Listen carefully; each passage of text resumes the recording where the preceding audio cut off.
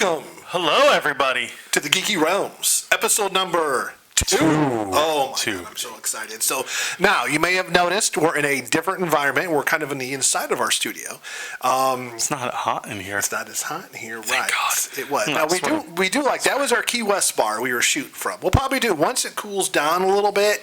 We'll probably pivot and get back out. But like, you know what? We do like air conditioning. And I don't have to sit on a pillow right And we now. don't have to have Mike sit on a pillow. Absolutely. So last week, Absolutely. the first recording we did, my mic was like this. It was. He looked like the guy from Tool Time or whatever. Yeah, the neighbor. Yeah, the neighbor peeking over the fence. It was hilarious. So Had to go ahead and redo this. We did. So people enjoyed the video last week. we did. So first off, yeah. Thank you to everybody who watched our very first episode, and I was like tickled to death. So so we're excited to do our numero dos video right now. So yeah, man, it's just awesome. So one person messaged me and they're like, does he really have 1,000 miniatures? Yes, yeah, which I thought was hilarious. So truth be told, I probably have a little bit more than 1,000 miniatures. Hence, kind of a little display I thought would be hilarious with the green dragon and the adventurers. So, but you can see here in the video that's playing, we sort of went through and shot all the different containers and things like that here that's holding my miniatures. I use a variety of things. I have, you can see these drawers that are kind of coming out that hold the miniatures. I have like fishing tackle cases, the thin ones. Yeah. In that one, I keep the miniatures I use more often, like just like normal like critters, like bears and goats and dogs and giant centipedes and spiders and So how long have you been collecting the miniatures for? Oh gosh, when I got started back in the day, they were all lead.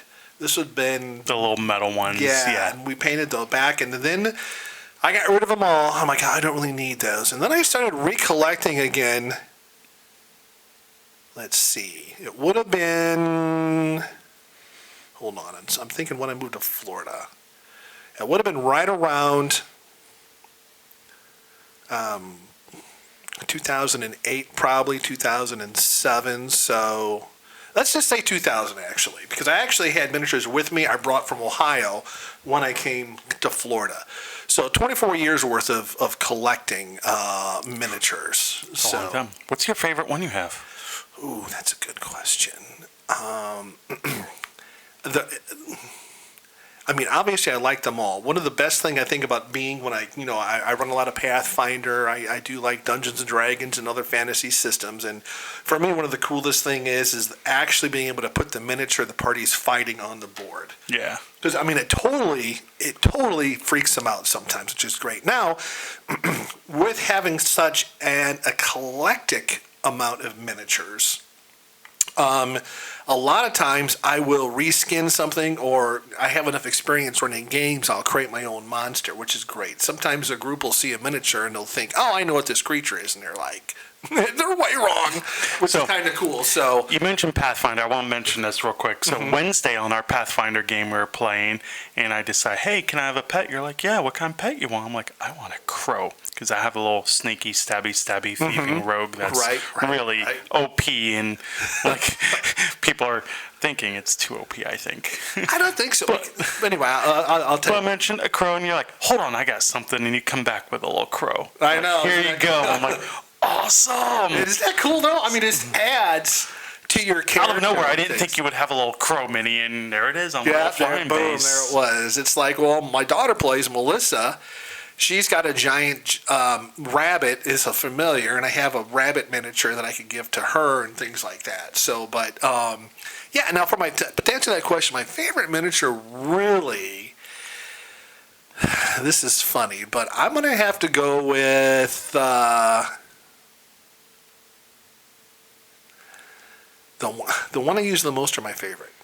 Your favorite? Okay, all right, that changes my answer then. One I use the most for D&D and things are giant centipedes. Giant centipedes will just decimate a low-level party. They're glass canyons. They don't have a lot of hit points, but that poison bite they do is phenomenal. So I like those. I'd have to say, for just an overall cool mini that I like to throw on the board, I have a giant spider. It's about yay big, and yeah, it always gets a great reaction, and I can use it. I can re-skid it pretty easy doing different things. So that would be probably my favorite. For some reason, when I put that giant spider out, people go like, "Oh my God, no way!"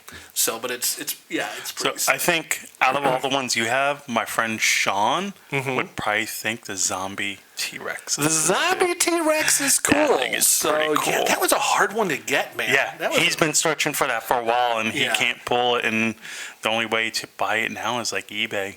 I think it's like $60 just for that one model. It's so crazy. You know, I have got miniatures that are like $60, $70, $80. Yeah. My wife can't believe it. She's always like, she'll see a miniature. I'm like, I go, that's a $50 miniature. She's like, what? I go, you just can't find them, man. You know? But that's why I love the blind packs, because you never know what you're going to get. And, I totally like the blind But my thing with the blind packs, if they have a bunch, I go for the heaviest ones first. Oh, yeah. You gotta pick up the heaviest one. It's heavy. It's going to be something good. You got to do the heavy. So if you want a good deal on collecting miniatures, if you go to, let's see, I'm blanking on the web. It'll be in the link. Is it WizKids? WizKids. WizKids has a discount section, and they'll take like 3 or 4 bundles of previous. The cat has joined us. The cat we didn't think would come up here. We did not think would come up here. This is Izzy. You probably can't see. Maybe you see the tail sticking up next to Mike. But if you go to their website, they have got great deals on bundles of stuff. So you can get like a whole brick of miniatures, like 4 bricks, like half the price. So if you want to like you can't buy individuals, but if you don't mind the blind packs, they have usually got all sorts of good deals. They have like a bunch of the miniatures from like Exandria on sale right now. They have, and I always, a buddy of mine, Jack, hey Jack, is the one that kind of turned me onto that site. So a lot of times when I'm looking, I have a little extra cash, I just want to get a bunch of minis, I'll just go to their site, look at what's going on, and they have these. And what's cool is even if they're sold out, keep going back, because they're going to they repost them and they relist the stuff. So it's a great place to just really boost your collection up kind of out of the gate. Now, Pathfinder being OP, you are not the first one to say that to me, because at first level, you get to build some badass characters out of the gate. I like to use the free archetype rules, so at second level, you get to kind of pick like a career. It's kind of like multi-classing in D&D. You can pick like fighter and paladin and ranger and alchemist and all the different classes. But the but is they have got some really, now we're really going down the rabbit hole here, so I apologize. But the but with Pathfinder is they have things you can take like bartender, pirate, scout. Okay, which is the one Mike took. So the thing I liked about my scout, what level are we now? You're only 3, or you're 4. We're 4th level.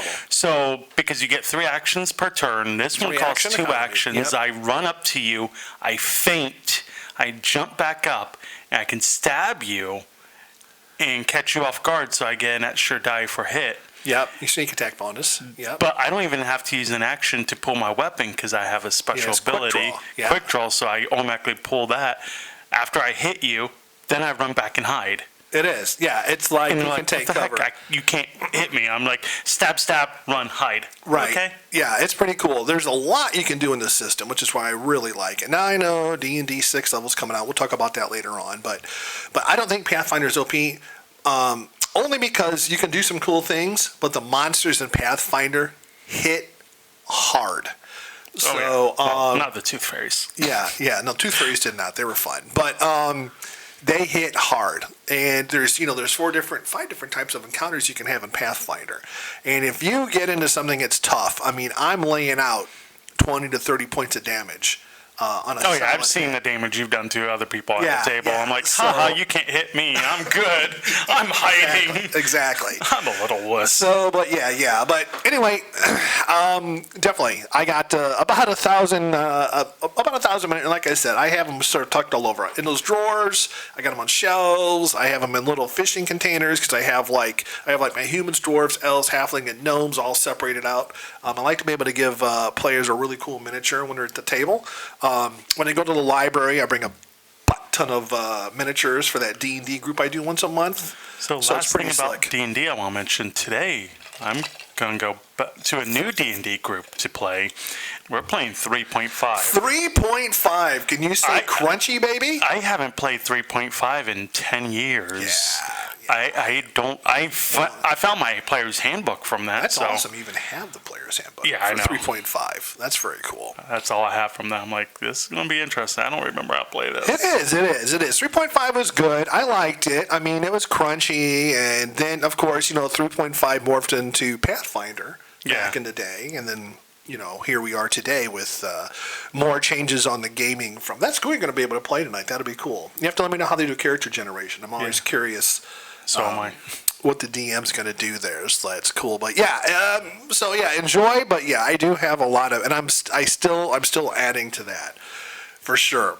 But now, last night you went over to Yesterday afternoon, yes. yeah. We had our raffle at Gundam from Japan. And so I got there because last time they're like, get here early because you're not going to get in. I got there this time about 12:30 Yeah. and parked a little far away. And there was still probably about 25 people in there when I got there. And the raffle didn't start till 3.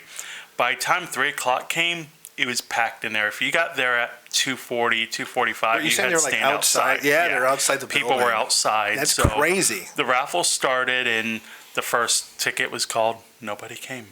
Second ticket, I think nobody came. It took a few tickets before the person came up and that won the big grand prize, the big giant Marco one-piece statue, which was amazing. That is. It retails for like $2,000. Wow. So they had the choice. You can either take the statue if you love it, or you can get a $500 gift card to buy anything in a store. So the person, guess what they'd picked? The $500? Yep. They picked the gift card. So the statue stayed at the store. Oh, now does it go to the next raffle or is it? So no, Musashi gave it away to somebody. Really? He did something very nice. There's a story behind it, and he helped out a family, and it was a very nice cause, and they were very happy, and it was nice to see that. And That's very cool. the shop, it is a big family. He even mentioned that yesterday there was probably about 50 people in there easy, and a lot of these people, you don't know them, they don't know you, but y'all have the one thing in common. All y'all love Mobile Suit Gundam. And I even ran into one of the head people from Holiday Matsuri there yesterday. That was crazy. You bumped So into that him was there. cool Yeah, seeing that's Joey and very meeting cool. Joey finally. So the raffle went good. I behaved and didn't buy a model, which is the first time going in the shop and not buying a model. I thought for sure this morning when I saw you, you'd be like, hey, look at the model I just bought. So I would have. But you still spent money. With MetroCon being in a week, I saved money and I bought something smart. else. So with Gundams, everybody's like, oh, I don't want to have to buy glue. I don't want to have to buy paint. I don't want to have to do this. With the Gundams, you don't have to buy glue or anything. Right. There's only one item you have to have, and it's nippers. Now, there's different quality of nippers. You have the little Bandai ones. They were like $8-10 from Bandai's website. They're okay starter nippers. They're not the best because the main thing you want to do. How much did you say these are? $8-10, something like that. Okay. Oh, and you get the tweezers. And I picked those up from the Gundam base when they were at MegaCon earlier this year. Yeah. So, because I didn't know where my nippers were, so I bought those. I'm like, okay. But the problem with these, especially when you start doing perfect grades and everything, when you're spending $300 on a model, you want to make sure you get nice, clean cuts. Because Right. if you use something like that, you're definitely going to want a filing board to file it down and everything. And for me, I don't want to do that. So they have other nippers that are called God Hand. And These are the best of the best of the best nippers you can get. That's the bread and butter. Yes. Now, you're going to pay a price for these. These range $75, $80 for a pair of these. But they're going to be giving you the nice clean cuts. You're only going to have to squeeze it once to cut and not keep trying to do it. Got it. So they are expensive, but think of an investment. These are going to be the best thing you can buy for them, because these models are investment. When you're spending anywhere from $30 to $400 on a kit, you definitely want to make sure you have something the best. That's Now, cool. there's other things I'll talk about another day that you can use for your Gundams to make them look better. But I brought another Gundam to the table I haven't built yet from one of my favorite Gundam animes, The Witch from Mercury, which was an amazing series. You can watch that on Crunchyroll. I mean, I love it. And this is her main Gundam Ariel, and I'm excited to build this. Now, That's this is a full mechanic, so it's a little bit different build. So I can't wait to build that. That's cool. Now, I have a question on builds. I see in here this parts separator piece. Is that really helpful, or is that just sort of like a, I've never used it. Okay, all right. That's my only question. Yeah, I've never used that. Okay. Now, speaking of Gundam, though, I know Netflix has got... So, Is it Netflix doing something? okay, so first, the other day they did the big Gundam event on YouTube that was released in Japan. This year is Gundam's 45th anniversary for the anime. It's been that long. 45 that's years. Crazy. Gunpla for the models, it's a 44th anniversary, so they're planning a lot for next year's 45th for that. And they're already gearing up for the big 50th anniversary coming up. Wow. Okay. So okay. in Yokohama, for the past 3 years, we had the big giant mobile suit Gundam there that was moving and everything. And it ended sadly in March. It was supposed to end sooner, but they extended it. And over the past 3 years, they had 1.75 million visitors come there and check that out. That is a lot of people Yes. walking through there.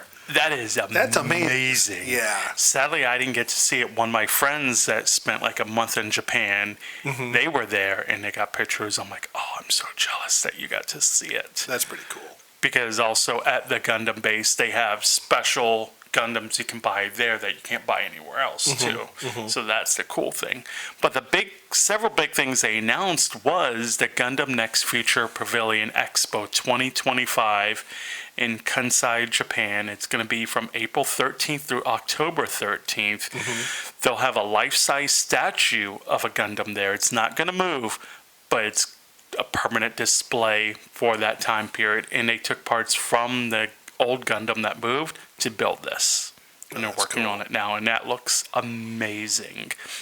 A few other things that they've been doing. They do Gundam Academy in Japan, and what that is teach you not only building the models, but recycle plastics and everything. And they've been doing that, and they had over 600,000 students the past class Sick. That's nuts. for the past year doing that. Wow. So do they do kit bashing or just straight builds? Just straight builds. Okay. Yeah, Okay. no kit bashing. These are That's elementary. still cool, though. and- Oh, yeah, little kids then. little kids Oh, doing it man, and that is so everything. cool to hear. So they're Yeah. teaching that and also bringing Gundam to Oh, I the love that. That's awesome. younger generation. So when they get older, they'll be alive for the 100th anniversary and everything. Yeah, yeah. So that's really cool. That's very cool. In the description, I'll definitely put the website for the Gundam Pavilion down there. You can check information there out. They also announced, so the main Gundam, Grandpa Gundam, is the RX-78. It's amazing. It's a great model. They're redoing the model this year, version 2.0. And the detail this one has is unlike any other Gundam. It has 3 new technologies in it. Now, is this going to be a, what level do you think that'll get released at? It's a real grade.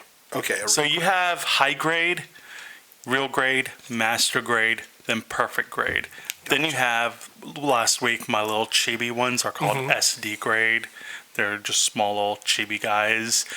Each grade, the sizes are going to be different, and depending what they are, more detail. Like perfect grades are the most perfect you can get, but you're spending anywhere from $150 to $300, $400 on them, depending if it's Okay. new, or Okay. because they don't always keep building them. They do stop producing them. So a lot of the old ones you can't buy anymore, so you got to I buy them didn't know that. secondhand. Okay, that makes sense. And I'm sure secondhand prices are. Oh yeah. Oh yeah. There's like anything. one Gundam that I want secondhand. It's going for a good $700-800. Gosh, that's just Yeah, crazy. it's remember that I big like that red one at the shop? Oh yeah. That one. That one. Oh, I want man. that.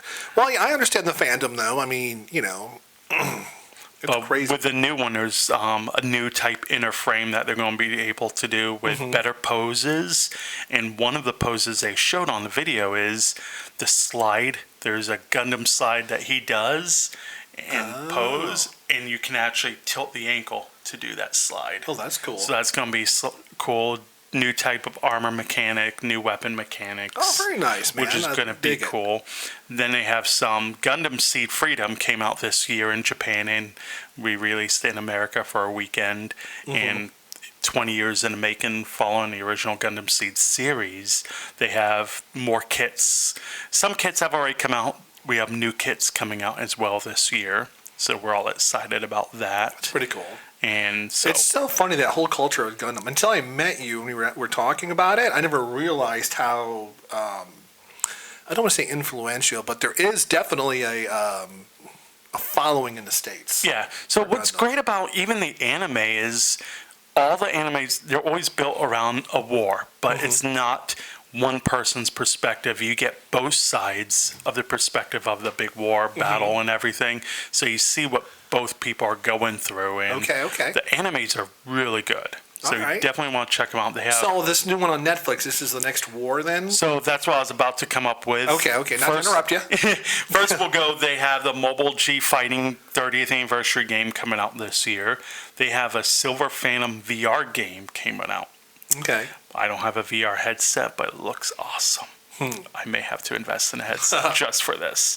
Now, what you were mentioning, Netflix has done Gundam Requiem for a Vengeance. And this trailer they just released the other day, oh my God, it's amazing. It's done with the Unreal Engine. Huh. So totally different than what you normally see anime Yeah, we being watched done. it. It's pretty. Yeah, it does not look like an anime. No. It is totally. You're right. It And is. that's what I love about the Unreal Engine, because it's done games for so long. It's just so realistic looking. Yeah. So it's a new perspective over the big war that they have in there. It is. In fact, when you see if you watch the trailer, we'll probably do a little blurb here for that. But if you see that trailer, you recognize the graphics. Yeah. Unreal. It's sort of distinct type of a thing. So I'm excited. They also have a few models coming out for that they released photos of. I'm not sure how I like them. I'm not too impressed yet. The big thing a lot of people do after you get into Gundam for a while, you want to start making your Gundams look different, weathering, stuff like that. right, That's right. even big for other model kits like D&D. You can weather cosplay weathering. So instead of the normal weathering that you can do with paint and so on for the kits, they have a whole weathering stickers that they're putting on them. I'm like, I guess that's cool for people that can't paint Right. or do it themselves. I'd be curious to see that's how kinda it interesting. looks. Yeah, because what's interesting. My Aether likes Gundam models, and the same thing you said a little bit earlier. He said, "Hey, I want to get a Gundam." I go, "Well, do you need like paint? Do you need?" He's like, "No, they're snap models." When I was little, the snap models were like P-40, Warhawk from World War II, and Little they were cars kind and- of they were kind of chintzy. So he did his first one and showed it to him, and I was like, holy crap, that looks amazing, Yeah. man. So it's like maybe when they put those age stickers on, I'm curious to see how they look, because they do such a good job I'll manufacturing probably these pick them up things. when they come out later this year. I think the release date for those is going to be October. So Right. the anime said fall of this year. Right. So I'm guessing it's going to be around the same time the anime will come out when the models come out. Yeah. Because it'll make sense to have everything at once. So that'd be cool. when the shop gets them, I'll definitely pick them up. Just because more to the collection, why not? And I Right. definitely want to see. Well, how I'm these looking stickers forward to you look. starting doing those builds and showing people on that series too. That build series you're going to do is going to be great. Yeah, So once we we kick have that off, plenty of kits. oh my I have gosh, too many I can't kits. even tell you. I don't know how many kits you have. You have a lot. for And sure. 98% 90% of them all came from Gundam from Japan. Yeah. And there's a couple that didn't. I picked up from the Gundam base when they were at MegaCon. And there's that Variable Fighters Girl kit, which I'll show another day, that I showed you, the big girl with the mech. Yeah. So there's other ones besides just Gundam that they build. So I'm excited. They also, Bandai does Pokemon. They do Star Wars kits. Yeah, they do. So Kamen Rider. So one day I'll probably pick those up if anybody wants to look at those and try something new. But that's my Gundam, and I'm sticking to it. So it's the whole culture is interesting. Yeah. So for sure.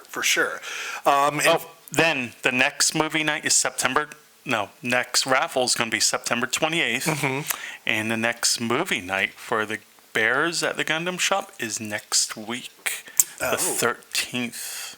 Okay. So we're watching Godzilla SOS. 2 weeks then. Yes. Okay, 2 weeks. Well, it's the week after MetroCon. Yeah. Okay. MetroCon. Which kind of leads into MetroCon. MetroCon. A lot of conventions, so. But MetroCon is celebrating. How old do you think MetroCon is? I'm going to say 30 years? No, 25. close. Next week will be the 21st anniversary Oh, of I was MetroCon. Okay. So we also have dates for MetroCon for the following years. This year it's July 5th through 7th. Next year's, Right it's after always the 4th. July. It's always usually around my birthday too. Yeah. Next year's July 25th through 27th. I'm like, okay, it's a little later. In 2026, they have July 31st through August 2nd. Yeah, that's kind of. Then the following 27th, July 23rd to 25th. Oh, I probably have to work around because it's down at the convention center in Tampa Yeah. here, so they probably got to work around other events. And Yeah. it's they were like, hey, might as well just lock these dates in. It kind of looks like that type of thing. MetroCon's awesome. If you haven't been there, definitely check it out. It is an all-ages convention. There's For sure. no adult events there like some other conventions do, which there's nothing wrong with that. Don't get me wrong. I love my adult time at conventions too. But this is geared for all friendly It is. family. In fact, MetroCon, I can tell you this, that was the first con I went to when I got to Florida. That was my first one I went to when I moved to Tampa. Yeah. And I really liked it. In fact, Aether and I went, we hung out, and we had a really good time. So yeah, the cosplay was great. More anime cosplay. Yeah. Brief history about MetroCon. 2003 is when the first one was held at the Crown Plaza in Tampa. Okay. In 2004, the first anime human chess match is held. And if you haven't seen an anime human chess match, it was amazing. It was, yeah. Then in 2005, MetroCon moves to the Tampa Convention Center and claims the title Florida's largest anime convention. Okay. In 2010, Team Dynamite purchased MetroCon and changed ownership hands, which was definitely needing for that. In 2014, the attendance breaks 10,000 people for the first time. Okay. So, which is good. In 2015 is when they decided to do 4 days of MetroCon. Ooh, I think that's too long. And I went those years they did 4 days. And Thursday, Friday, Saturday, it definitely was long. Thursday through Sunday. Those were, I definitely had to take Monday off to recover from a 4-day convention. 2015, Alex Craddock, the longtime director of operations, took over the role of CEO and becomes the sole owner of Team Dynamite Productions and MetroCon. Got ya. 2021, based on the input from all the fans around the world that come here, they dropped down to 3 days again. Gotcha. Which, thank God, because 4 days was a lot. Yeah. And I feel bad, 4 days even on the staff is a lot. Performers and everything. Yeah.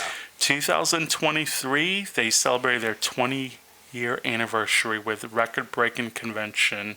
That's great. So they do a lot there, and there's so much you can see there. Like from the human chess match, they have all the different panels. They have a maid cafe, the manga library, a nice game room where you can go chill, play games on the computer. Or I like that arcades. too. Yeah. All right. Now the last time I went to, I should say not the last time, the first time I went to MetroCon, there was the human chess, there was a superhero show, and there was the rave.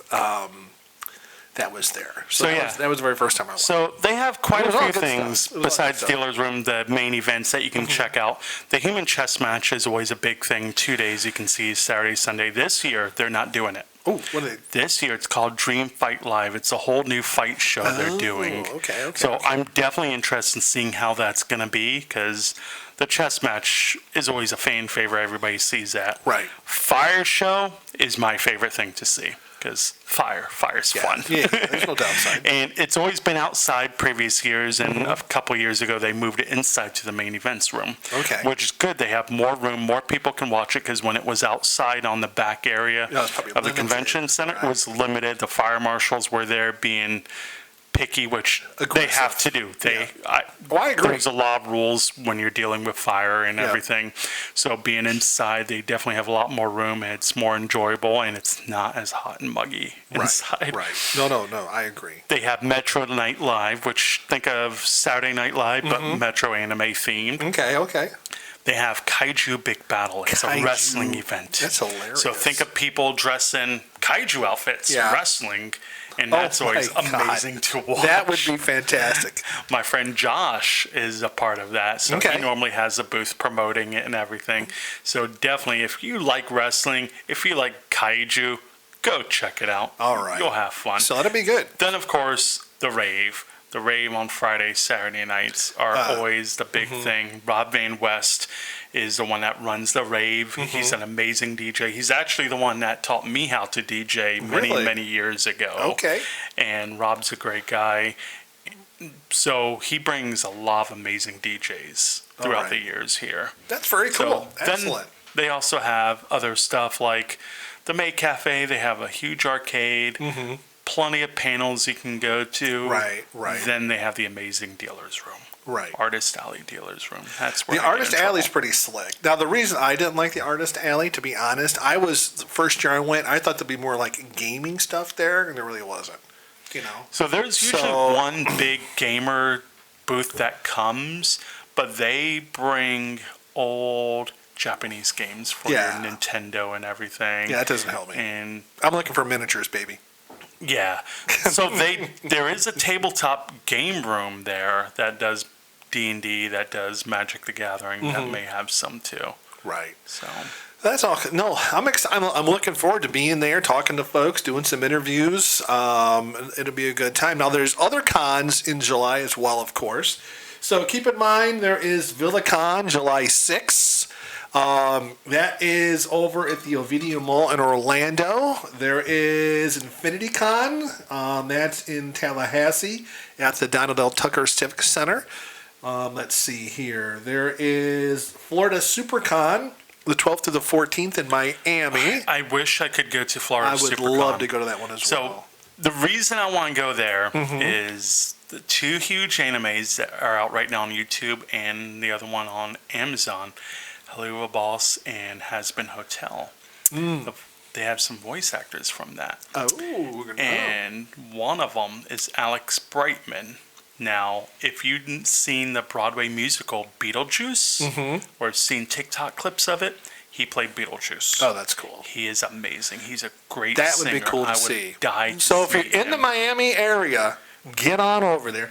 There's also Charlie's Collectors Con, and that is in Fort Myers. And finally, there's and that's on the 20th, is Charlie's. And then on the 27th of July, there is the Enchantment Con over in Jacksonville. There might be some other little cons too.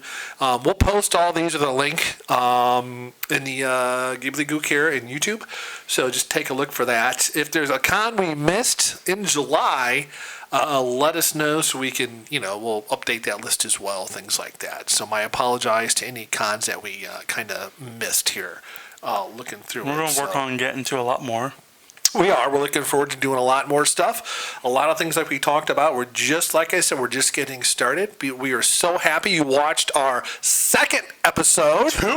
Number two. This one's a little long. We said we're going to keep it between 15 and 20 minutes. This one, I think we creeped over the half an hour mark. But Gundam and miniatures, it's so much fun to talk about. So Just go down the rabbit hole. Go down the rabbit hole. So that's it. We'll see you next week on Monday, episode 3, baby. Have a good week. Stay geeky.